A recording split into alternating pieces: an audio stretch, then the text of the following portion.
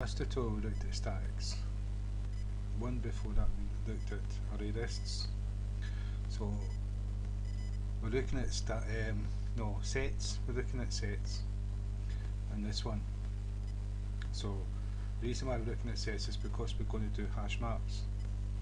And a map is where you map two different types together. So a set, the difference between a set and a list is a list can have duplicates. So let's say if I'm having a list of employees, well, maybe ID numbers would be better.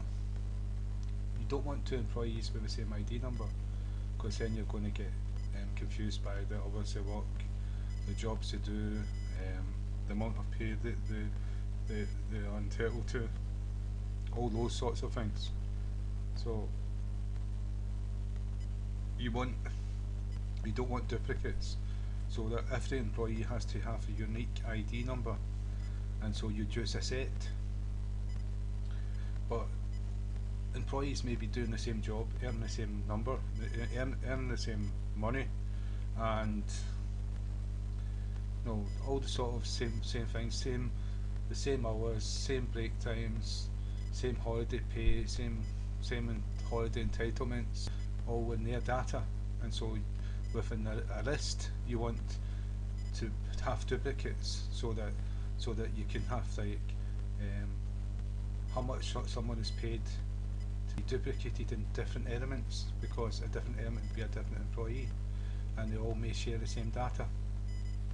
So a map will match these two together. So you'll put a set with an array list, and so the set will be like the ID number, unique number for that employee, and the array list will have all the different values for that ID. So, and the other employees as well, and so it will match them together, and so you can have the same pay, you can have the same doing the same job, you can have the same position. There may be many managers, and so that's what you would use a map for. And so it's a bit like data tables and databases, where you've got a unique value, and then you've got values that are not unique, where you can get duplicates and things like that in tables. So I'll get started rather than talking too much, because there's not much time. I don't want to listen to me. So set, you start off with a set the same way as you start off with creating any object. You can notice we didn't have to declare what type. That's an integer. It could have been a string, it could have been an object, and it's the same for the list. It could have been a string, it could have been an object for the array list. But with the set, because it's unique, it will accept a string and it will accept a number, and so each one has to be different. And so what I've done, I've created it just the way you created an object. Set is the class it's coming from, and the name that we give to access it is ID equals new object, and the constructor is hash set with the brackets and semicolon, and that's how you can construct a set. And to add values to it, it's the method is add. So you would use its name, id dot add, and I put 12 in, I put 13 in, I put 13 again. Remember, it's no duplicates. I've done this so that you could see that it wouldn't do a duplicate. And up here we can have duplicates up here. So we've done 1, 2, 3, 4, 5 numbers, but we took 3 numbers away with push and popped. We don't push and pop. What we do is add and remove with a set. And so if I run this program,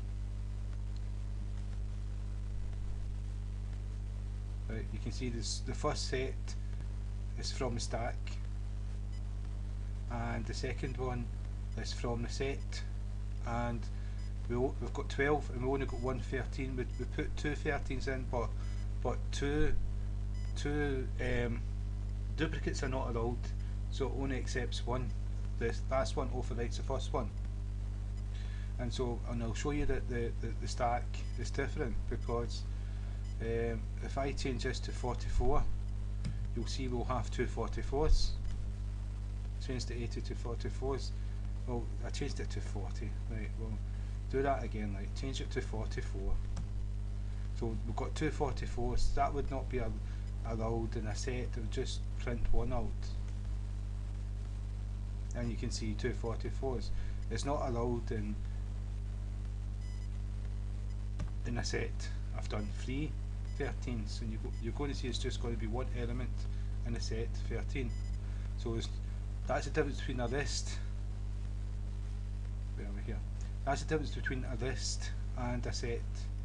A set, there's no duplicates, and that's the key to it. And the array list allows duplicates. So if you've got a map, you'll have a key and you'll have a value. The key, because there's no duplicates, it's like an ID, a unique number, a unique name, does not allow duplicates, because if it's unique and you've got another one, then it's no longer unique. So the unique part indicates there's no duplicates, and so that would be the key because of this.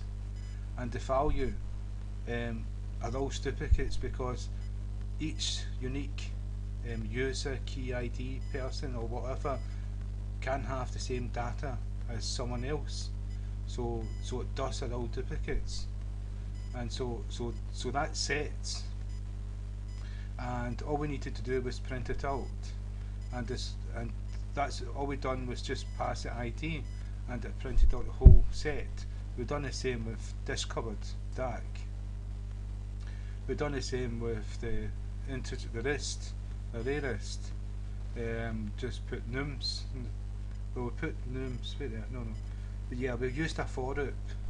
We used a for loop to iterate the elements, and so we run the program. It's iterated at 791, just like a for loop, normal for loop. And so that was an enhanced for loop. So 166, each one of these were iterated out, and you can have identical numbers. I'll show you. I'll change this one to 5, and I'll run it. So you've got 2 5s, so you can have duplicates. That's the difference. So next one we're going to go into hash table, hash map. We're going to do that to show you. We're going to add a set to an array list, and the two will be work in harmony. The set will be used for the ID number. So you can imagine like a membership to a sports centre. Everyone's got a different number, everyone's got a different barcode, everyone's got a different identity, right? So it's a unique number, and then the data would be like what kind of membership, what they have access to, whether they've got the access to everything in the sports centre, or maybe they've just got access to the gym, maybe they've just got access to the swimming baths, maybe they've just got access to the, I don't know, like the sauna and different things like that. So that would be the array list, where the data can, each ID can have the same data. There'll be many people going to the gym, there'll be many people going to the swim baths. So if the array list was no duplicates, there would only be one person going to the gym, only one person going to the swim baths, and that doesn't make sense. So you can imagine that the value has got to allow duplicates. And so that's what we're going to do next. So again, thank you for your time, and thank you for listening.